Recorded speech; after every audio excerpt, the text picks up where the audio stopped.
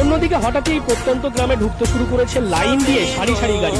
অনেকেই ভাবলেন এই বুঝি দিদি তাদের দুঃখ কষ্টের কথা জানতে এসেছেন। গ্রামের মানুষ ছুটে ছুটে বেরিয়ে এলো রাস্তার উপর, কিন্তু না, দিদি নয়। তাদের এই করুণ অবস্থায় দুঃখ কষ্ট ভাগ করতে এসেছেন বাংলার লক্ষ লক্ষ যুবকের নয়নের মণি, অন্যায়ের বিরুদ্ধে প্রতিবাদী মুখ পীরজাদা আব্বাস সিদ্দিকী। তিনি গাড়ির কাজ নামিয়ে রাস্তার দুপাশে দাঁড়িয়ে থাকা হাজার হাজার মানুষের সমস্যার কথা শুনলেন।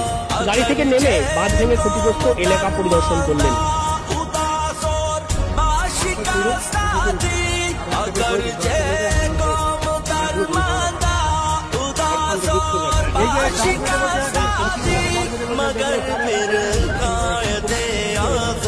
দেখুন, এখানে এসে আমি যতটা পরিস্থিতি দেখলাম যে এদেরকে মানুষ বলে মনে করা হচ্ছে।